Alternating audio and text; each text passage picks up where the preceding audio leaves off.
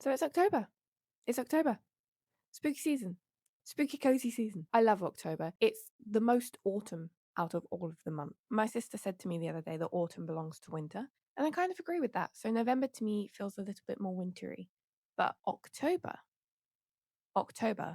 is very much autumn. And because it's October, the month of Halloween, I have decided the first book that I'm going to be picking up is Rewitched, about a witch in a bookshop. I used to always dress as a witch for Halloween as a kid. So I think it's the perfect introduction to the month. So I am already a little ways through this one.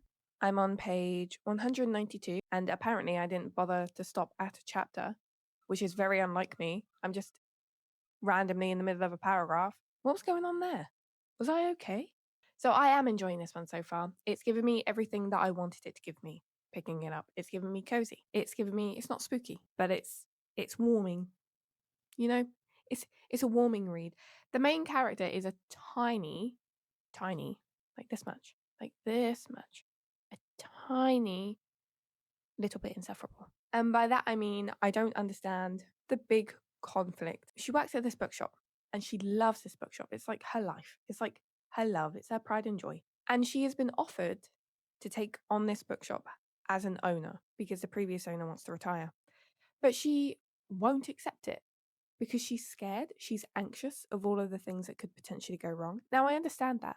I definitely understand that, but I feel like it's been drawn out too long. I feel like the conflict probably would have been better. I mean, I haven't finished the book, but I feel like the conflict probably would have been better if she had had that anxiety. We had seen how much it meant to her and she had accepted. And then all of the witchy stuff came in to kind of ruin it, to take her attention away from becoming the new owner of this bookshop, becoming the new respected owner. I feel like that would have been a better conflict because at the minute I'm just sat here like, well, why? And all of the other characters are like, why? There is a reason. She is anxious about it. She is scared. Like, I think being fearful is probably one of the biggest things that she will need to overcome in this. But even though that's her character, it still doesn't make sense how long this is taking her. Like, I'm like halfway through and it's taking her so long. Let's see her anxious.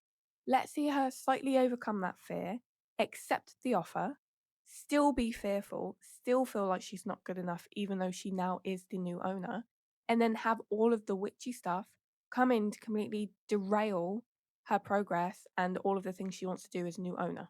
I feel like that would have been better because then it wouldn't feel like this conflict is being dragged out just to have a conflict in the plot, you know? I don't know. I could completely change my mind by the time I get to the end of this. And I'm thinking way too much about it because it is a cozy book. Like it's a cozy, easy romance book. But I can't stop thinking. I can't stop myself from thinking. The thoughts come, okay? The thoughts will come and then they linger until I get them out, which is probably why I started this channel because otherwise I'm just ranting to my sister all the time about books. She's going to get annoyed at me soon. She's going to completely just stop talking to me because she's just like, stop ranting. Stop talking about books. So you guys get it now. You guys get all of the thoughts that really shouldn't be thoughts because I should just enjoy it for what it is. And I am. I'm actually really enjoying it for what it is. But I still can't get over the fact that the conflict feels really, really drawn out to a needless point. So yeah, that's where we are in Rewitched. I'm hoping I can finish this today, maybe. I do have to go to ballet first. So I have to go to my ballet class, adults beginner class, in case anyone was wondering. And I suck at it. And then I'll come home and then maybe I'll finish this one. And then we'll see what else I pick up because I want to pick up my Ray Bradbury's. But I can't pick up all of my Ray Bradbury's in this vlog because then it would just be a Ray Bradbury vlog, you know? And some of them happen on Halloween. So do I pick them up at the beginning of the month when I'm really, really excited for them? Or do I wait? Do I build up the tension? Read them nearer to Halloween? Get myself in the Halloween mood instead of just the autumn spooky cozy mood, you know? Oh, it's so difficult making choices in life, isn't it? So yeah, hopefully I'll finish this one today and I will come back to see you when I've decided what else I'm going to pick up for this vlog. So I've just sat down to read, right? And Belle's best friend, Ariadne, has asked what her fake boyfriend's name is. And it says, Belle chewed at the inside of her lip. She could no longer offer up the name Arterus. For one, it was synonymous now with a smiley old man, and it felt wrong on many, many levels. For two, it was a name that Ariadne would rip to absolute shreds. Rune, not much better. She presented it as an answer before she could stop herself. Pardon? Ariadne attempted to keep a straight face. Rune? That's not a name, that's a noise. I've been laughing at that for 5 minutes. For 5 minutes. I haven't gotten any reading done at all for 5 minutes because I'm laughing at that one line. I thought it was so funny, and I had to share it with you guys. I love the fact that the author just called herself out for that. Yeah, anyway, I'm gonna get back to reading, but yeah.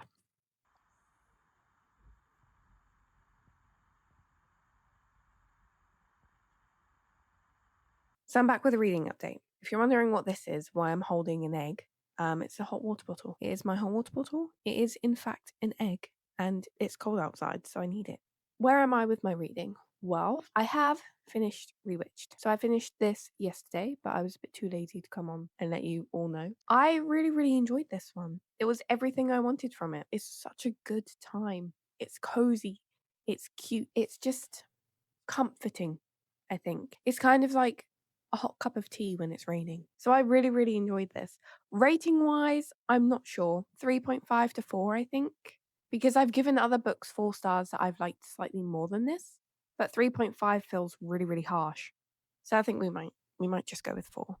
We'll go with 4. What I said about the synopsis, what I said about the plot of this book, a witch who works in a bookshop. It's accurate. That's exactly what it is. In terms of the conflict that I spoke about before, I think towards the end it starts to make a bit more sense as to why she just doesn't accept in the beginning. I mean, it made sense in the beginning because, she was afraid, but it didn't make sense enough to have it drawn out that long.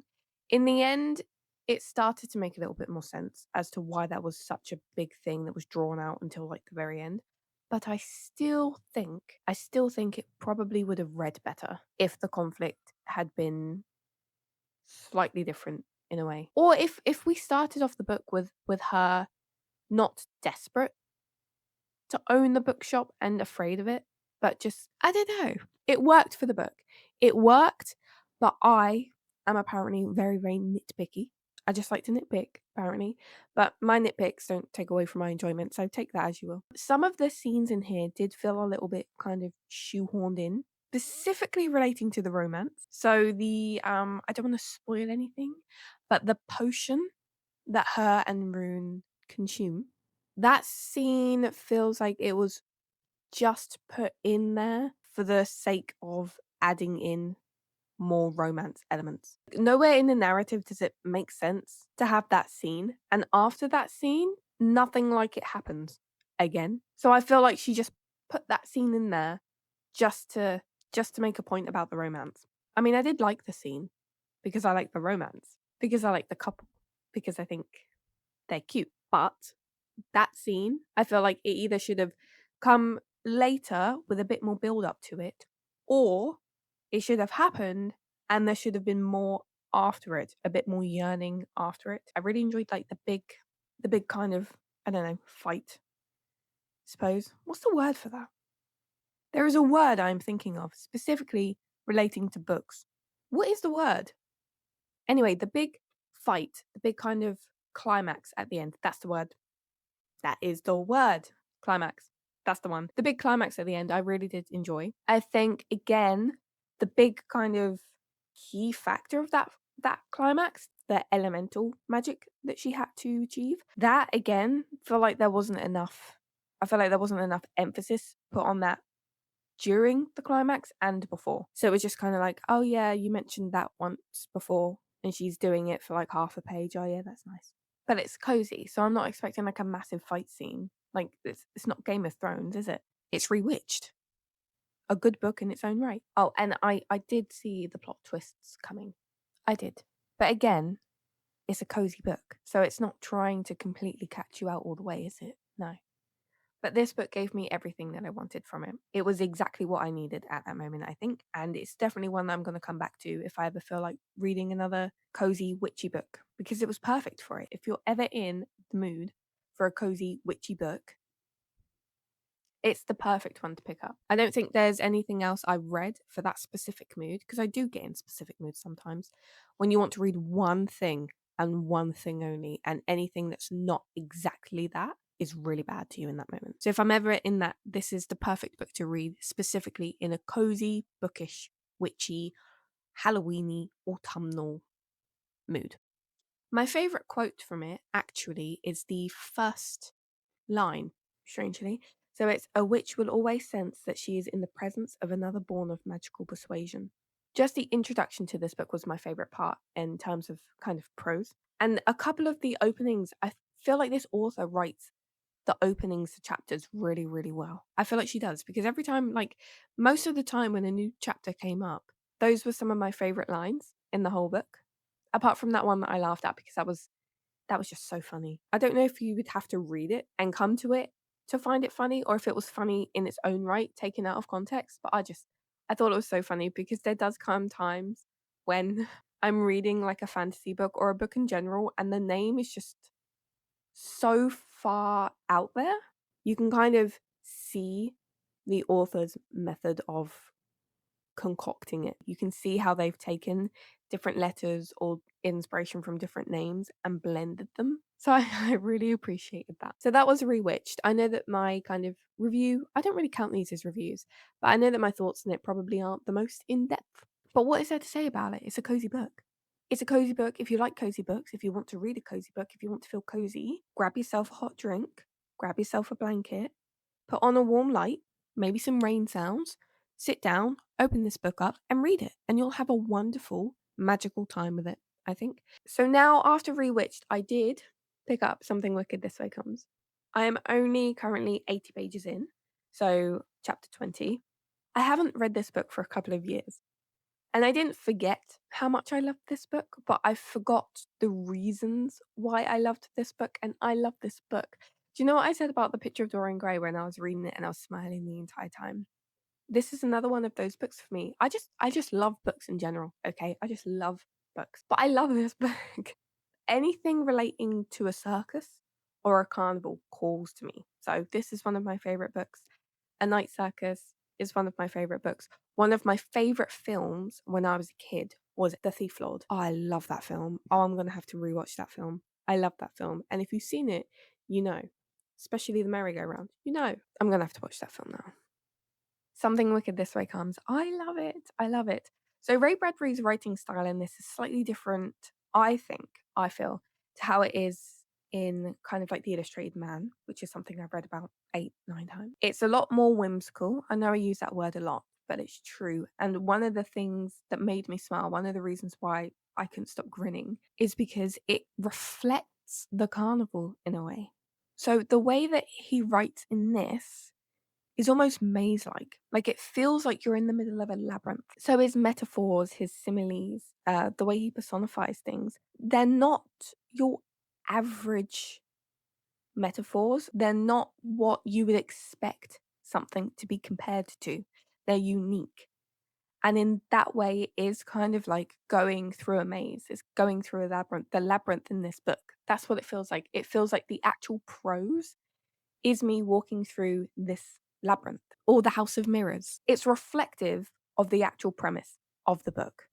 And it's also reflective of the age of the main characters. So the main characters are currently 13, very, very close to 14. And for like that kind of whimsical, dreamlike way of writing, way of thinking about things, experiencing things, observing things, relating things. That's quite true to like a younger mind. But obviously Ray Bradbury writes it in a very kind of adult way. Does that make sense? That doesn't make sense. That doesn't make sense to you. But if you've read it, you might understand. You might not. You might just think, what's she on about? It's just normal writing. Like I have absolutely no idea what she's saying. And that's fair enough. But to me, I love the fact that the prose in this reflects the actual premise of the book. Oh, I love this book. I love this book so much. So I'm currently where they've just seen the merry-go-round. They've just seen the merry-go-round. And if you read it, you're going to know what that means. If you haven't read it, I don't want to tell you what happens because that would be a spoiler. And although I love spoilers, I can appreciate that a lot of people on this earth do not. They've just seen the merry-go-round and they've just gone home after it. One thing I did want to say is I love the opening scene to this book. I'm all over the place with my thoughts. I'm all over the place with my thoughts. But the opening scene to this book with the lightning rod salesman, I love that. I love that idea. That's just such a fun idea to me. How do authors come up with these things? Can someone sit me down and explain to me in very, very very simple terms how authors come up with these things. Because I never would have thought to open a book with a lightning rod salesman. I mean, I'm a writer, but openings are like so hard. And I know that they're obviously going to write it multiple times, but it just sometimes I just love authors. I don't even know what I'm saying. I don't even know what I'm saying. I just want you guys to realize how much I love this book. And I hope that comes across.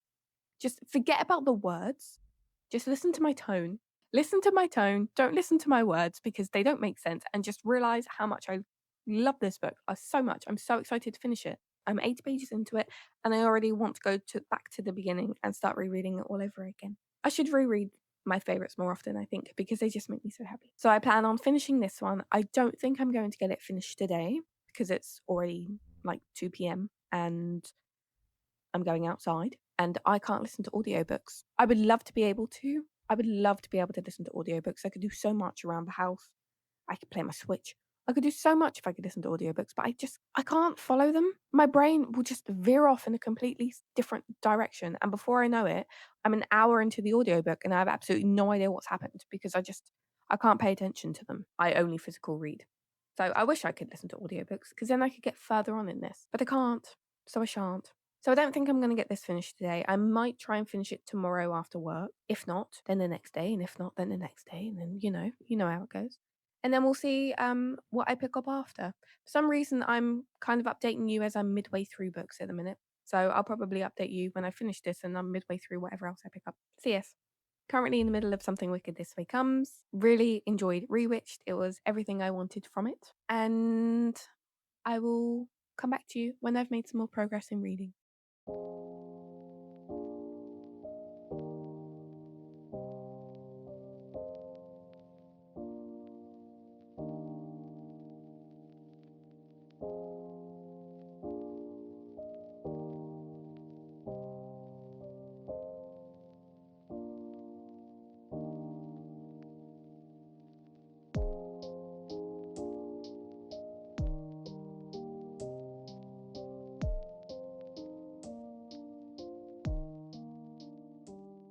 Hi, so I'm just popping in to do a quick, speedy little library haul.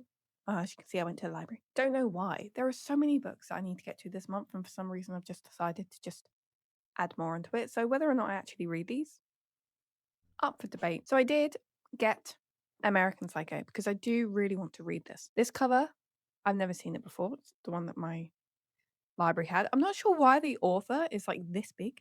And then the title of the book is like, can you see? Like, it's so small. You would think that Bret Easton Ellis is the name of the book, right? But I really, really wanted to read American Psycho. So I picked it up from the library. Why not? It was in there. So Patrick Bateman is 26 and works on Wall Street. He is handsome, sophisticated, charming, and intelligent. He's also a psychopath, taking us to a head-on collision with America's greatest dream and its worst nightmare. American Psycho is a bleak, bitter, black comedy about a world we all recognize but do not wish to confront. It's October, so I thought it'd be a fun one to read, and I can watch the film. I compare it with the film, kind of do a side by side, see what things are different, see what things are the same, see which one I prefer, actually, if they say different things. So, American Psycho, that was one of the ones I wanted to pick up. Another one that I tried to find, but they didn't have was Carrie by Stephen King. They didn't really have an awful lot of Stephen King. I would have expected them to have a lot more than they did because, like, although I'm not a fan of Stephen King, a lot of people are. So maybe they have a lot and it's just been taken out and borrowed by other people. I'm not sure. I do have Misery, but I can't be bothered to go get it. It's in my loft where all of my books go to die. They don't, but it's in the loft where all of the books that I know that I'm not going to really get to or because my tastes have changed or more nostalgic books. They're all up in the loft. There are a few hundred up there, and I just can't be bothered to look through them. So Stephen King is off. He's been X'd out of the month of October, unfortunately, which I'm not that mad about. So I instead got Watching You by Lisa Jewell. I do have a Lisa Jewell one. It's None of This Is True. None of This Is True. I've read, I actually really enjoyed. I really fancied a fast-paced thriller. So I got one. Watching You. This is the only Lisa Jewell one they had. Actually, it's not. That's a lie. I'm lying to you. They had other Lisa Jewells, but they look like romances, and I wasn't aware that Lisa Jewell wrote romance novels unless it's a different author with the same name, but I don't think it was. So she could just dip her toes in and out of every genre. I don't know. But luckily, this one sounded quite good to me. So, the premise is you're not the only one watching. You're back home with a brand new husband in tow after 4 years working abroad. You're keen to find a place of your own, but for now you're living with your big brother camped out in his spare bedroom. And then, quite unexpectedly, you meet the man next door. He's a head teacher of the local high school. He's twice your age and he's very attractive. Soon you find you're watching him all the time. But what you don't know is that someone is watching you, or that what started as an innocent crush is quickly turning into an obsession as dark as it is deadly. Bum, bum, bum. I think this will be a really quick read. I think I can smash it out in a day or read it at work. I did that with my other one. And I think it'll be fun because I love books about obsession. Just seeing into the mind of a character that is purely obsessed is great. I love it. What else is said to say? I do have a novel idea about obsession coming to you probably never because Tia can't actually, sit down and write. Yeah, I'm actually quite excited for this one. Wasn't aware of it before I went to the library, but that's the fun of libraries, isn't it? You just find little gems in there, little things that you wouldn't have even heard of, which is saying a lot because Lisa Jules is a massive author. And the fact that I haven't, seen this book out and about probably says more about me than it does about Lisa Jewell. More about my ignorance anyway. But I'm really excited to get to this one. The thing is, I'm going to have to just dedicate days to reading because I've added 3 books onto my TBR, so it's no longer at 10 for the month, it's at 13. And the last one I picked up because it just looked creepy and was in the horror section. So I believe this is a short story collection. It's Thomas Ligotti, I'm not sure. Songs of a Dead Dreamer and Grim Scribe. It's a short story collection, so I can't, tell you what it's about, but I can read you a little bit. So, in decaying cities and lurid dreamscapes tormented by the lunatic pageantry of masks, puppets, and obscure ritual, Ligotti's works lay bare the sickening madness of the human condition. From his dark imagination emerges stories like The Frolic and The Last Feast of the Harlequin, waking nightmares that splinter the schemes validating our existence.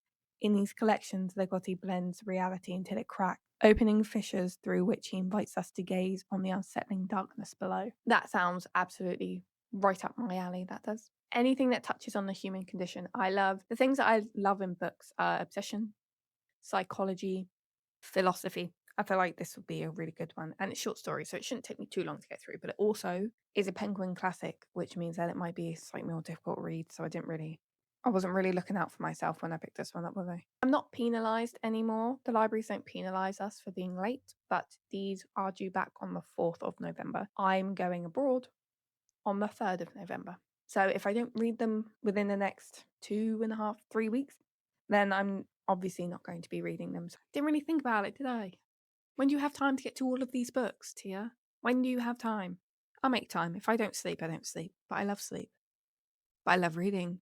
I'll figure it out. If I have to carry some on to November, I'm more than happy to do that because, like I said, I'm not going to force myself to read if I don't feel like reading. That'll leech away at my enjoyment of reading. But I'm also not going to have a full TBR for November because I am going away for 2 weeks. So if some of them I have to carry over, that's fine with me. I can do that. I don't mind. So yeah, my little library haul. These were really heavy carrying back, especially this one. Use your local library, people. Use it. Love it. It's a great resource. 2 books that I wouldn't have heard of otherwise, and one of the books that I really wanted to read, but I didn't want to go out and buy until I knew if I liked it enough to have it on my shelves and reread it. Because that's kind of how I'm trying to curate my shelves. Keep books that I know that I will reread or that I want to reread. So hopefully we can get to these this month. If not, then I'll take them back to the library, and then next month when I get back from Korea and Japan, I will take them out again if they're still there. So yeah, I just wanted to update you because you would have seen clips of me at the library, and I felt like it'd be a bit rude if I didn't come on and tell you what I actually got. So that's my library haul. Okay, I'm gonna have to go read now because I have too many books for the month. So you'll see me again when I've actually read some stuff.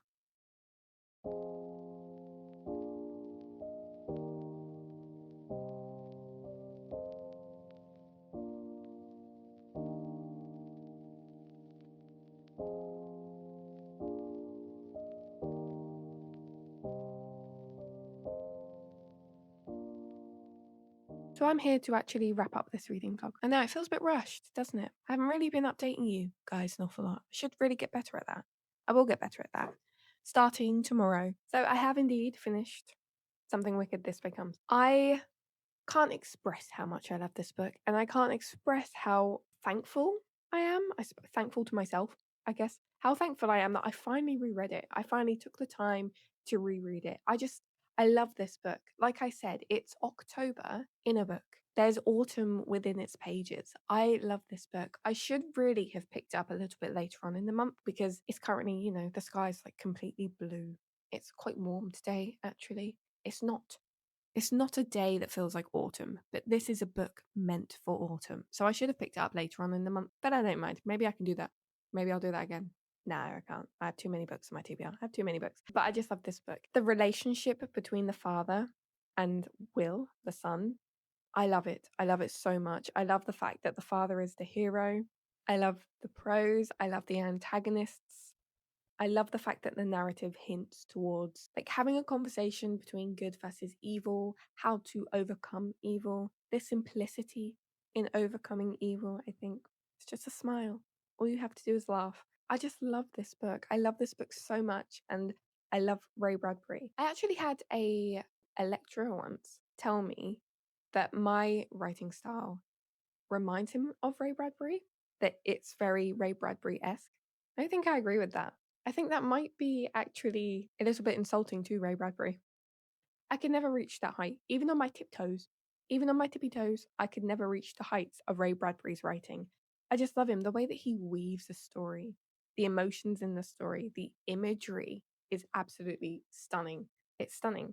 I think the only reason he said that is because my writing is quite abstract, and this book in particular is quite abstract in its imagery, in its metaphorical language. If you like that type of thing, please pick up this book. It's perfect for this month. I think it is slightly different to how he writes in things like The Illustrated Man and Fahrenheit 451. I think his prose in those ones is not as abstract, it's not as whimsical as it is in this one, but I could be wrong because it's been a while since I picked those one up as well. But I just love this book, and I just want you guys to understand how much I love this book.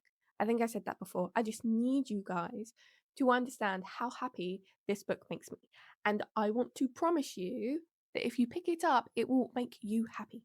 Especially this month. It's literally like an elixir, like a Halloweeny elixir. It just gives you life in the month of October. It just brings autumn into your soul. I love this book so much, so much. So my favorite quote is actually probably one of the most popular quotes from the novel. So, there's nothing unique about me there. But the four words in particular that I love are beware the autumn people. Those words have ingrained themselves in my brain since I first read this book, and I've carried them with me. I think I read this a few years ago. It must have been 7, 8, 9, somewhere around there, 9 years ago. But those words constantly have been in the back of my brain. I will read you the full quote because, well, maybe not the full quote because it's quite long, but I'll read you the quote that comes with it. For some, autumn comes early, stays late through life, where October follows September and November touches October. And then instead of December and Christ's birth, there is no Bethlehem star, no rejoicing. But September comes again, and old October, and so on down the years, with no winter, spring, or revivifying? Revivifying summer. For these beings, fall is the ever normal season, the only weather. There would be no choice beyond. Where do they come from? The dust. Where do they go? The grave. Does blood stir their veins? No, the night wind. What ticks in their head? The worm. What speaks from their mouths? The toad. What sees from their eye? The snake. What hears with their ear? The abyss between stars. And so on and so on and so forth. And I love it. I love it. Beware the autumn people. It's not a mantra for me. How can it be a mantra? But it's a quote that's definitely stuck with me. It's become almost like a lens of how I view the world, how I view the seasons, because I am an autumn person. I was born in November. But more than that, autumn and winter are my favorite seasons. So I think it just speaks to me. It just speaks to me. So yes, please pick this one up. Please pick if you don't have any idea of what to pick up in October, if you're just like, I have no idea what I'm in the mood for. I want to try something new. Pick this one up. As Stephen King says, darkly poetic, probably Bradbury's best work. I don't know, I love The Illustrated Man. Which is another thing, because if you've read The Illustrated Man is in this book. Is it the same Illustrated Man? I'm not actually quite sure on that. I would have to read them side by side. Is it The Illustrated Man at a different point in his life? Again, I'm not sure. But The Illustrated Man is in this book, and I just love that. I love that two of his novels just have have that connection. Even if they're not the same character on principle, they are joined. The two books, the souls in the two books, they are intertwined in a way because of the character. I love this book. 5 stars. I can only really do that when I read a 5-star book. I can only really give a book 5 stars when I know for sure that it's 5 stars. And as this is one of my favorite books of all time, 5 stars. What else is there to say? Reading makes me so happy. Reading makes me so happy. So yes, I have finished this one. It is the second book off my October TBR. So we're doing quite well. Well, we were doing quite well. I went off the rails a little bit. So let me introduce you to the next book that I picked up and finished, which is not on my October TBR, but I had to pick it up because it was calling me. The Library of the Unwritten by A.J. Hackworth. This book, I saw it on my shelves, right? As you can see, the spine is bright red. It was just sitting on my shelves. And I had finished something with The Wicked This Way Comes. I was just looking over at my shelves, at my TBR, and this one, it just called to me. There's something about it that called to my very soul, to my very essence, and I had to pick it up because I'm still in like the cozy mood. And this one is about a library in hell full of unwritten books and a librarian who has to take care of them and all of the shenanigans that go on. I love this book. I knew that I would like it. I'm very, very good at knowing my own reading taste.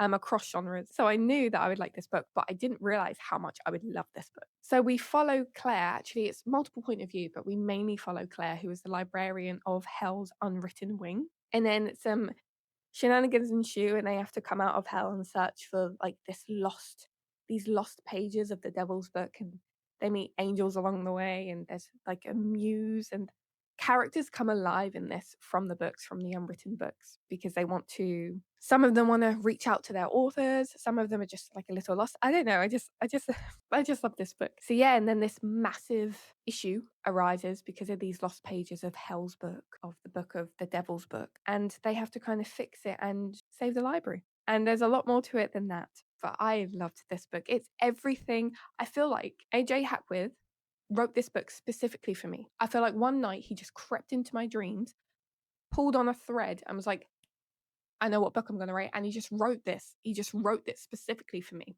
Some of my favorite TV shows are things like Warehouse 13, The Librarians, if you've ever seen that, Supernatural.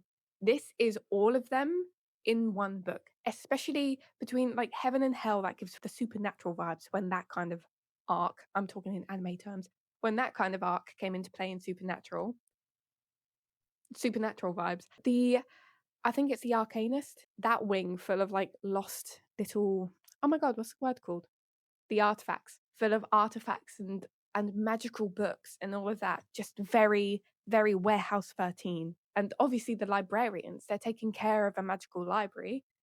We have the librarian of Hell's magical unwritten wing in its library. It's just all of those. If you like any of those shows, just please pick up this book. It's such a fun book. I loved this. I loved all of the characters. They're all individual. They all add something to the story. The relationships between them are so fun. They're so fun to read. I've never taken much notice of how satisfying it is to be in the point of view of a character that you really enjoy. But in this one, I did, especially Claire's point of view. Claire's point of view was my favorite, which is good because she was the main point of view. I love this book. I would say it's cozy. Not in the way that you would think other cozy things. Like, it's not Legend and Lattes cozy. Although I didn't actually go much on that book. I'm actually thinking about unhauling that book, but that's an issue for another time. It's not that type of cozy, but there's bigger conflicts in this. But where it's set in a library and the characters, like we have a muse, we have like a baby demon, not a baby demon, but like a new just turned demon. We have an angel who's a little bit lost in his sense of justice. He doesn't know what side, we have a book character who's come alive. That type of thing is giving it its cozy feel, and I just love it. And unfortunately, guys, I know that I've done a book haul, so whoever hates consumerism, I'm very sorry about this, but I am going to have to buy the second two because this is a trilogy. I'm going to have to buy them, and I'm going to have to buy them very, very soon because I want to be back with these characters. I need to be back with these characters, and I need to see what else they get up to. I just do. Like I said, something in it tugged on my actual essence, my being is this book. This book was made for me. And if it wasn't, A.J. Hackworth, I'm very, very sorry.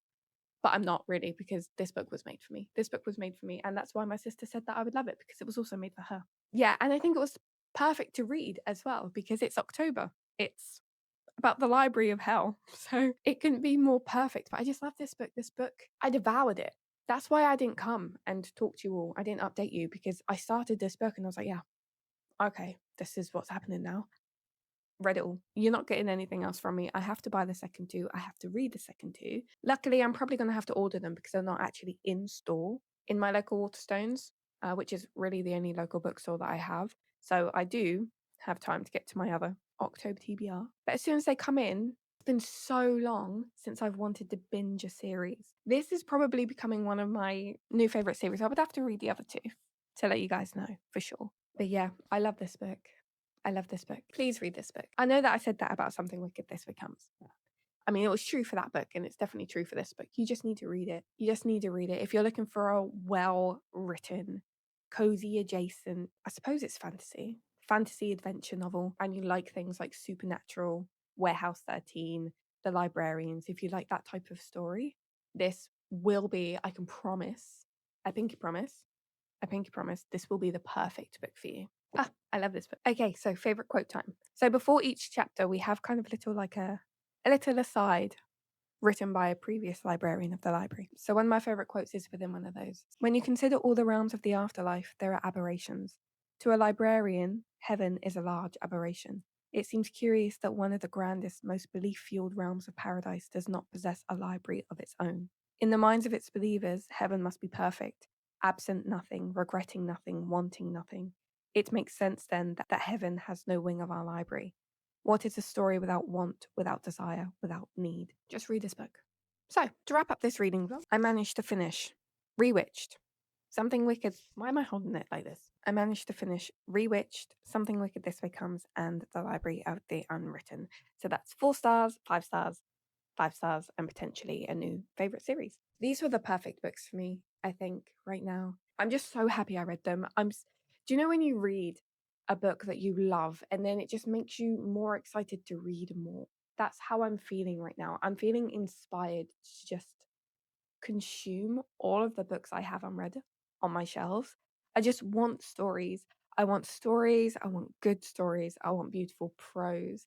I want to just look into people's minds a lot, because that's what reading is. You're just seeing into the author's minds. I just want to see all the fun things that they can come up with, and all the ways that it can inspire me in my daily life and in my own writing, and just delve into all of these worlds that have been created. And that's such a human thing, to just create worlds. And I just love reading. I just love reading, and these books have just made me want to do that more. I feel like I do it enough, but now I just want to do it more. I can't, because, I have things like work and other commitments, the classes, the things I want to learn, but, and I can't imagine that reading 24 hours 7 would be very good for your brain or your eyes. But at the moment, that's all I want to do. So I'm going to put these down, and I'm going to get going on that. I'm going to pick up another book. What book? Don't know. We'll find out. I'll just pick up whichever one's calling to me, because that's how I tend to pick up my books. And as we can see, it's a very, very good thing that I read like that. I'm so happy with what I've read for this vlog. I'm sorry that it's been a little bit chaotic, and by chaotic I mean it's just not been frequent. I haven't really been updating you as we go along. I'll get better at that, maybe. Just really happy with what I've read. I'm just really excited to continue reading, and I hope you guys share with me anything you've read recently that just makes you feel like this, just gives you a bubble of energy, of reader's energy, and just makes you excited to continue on reading your books, delving into new worlds, finding other things that you love. So that's me done for this reading vlog. If you liked the video, give it a like, maybe. Give it a dislike, just for the suspense of it. Maybe subscribe if you want to. And I will see you in the next one, when I figure out what else I'm going to read. And that could be anything and everything with the mood that I'm in at the moment. I hope you have a wonderful week where you are. And I'll see you guys later. Bye for now.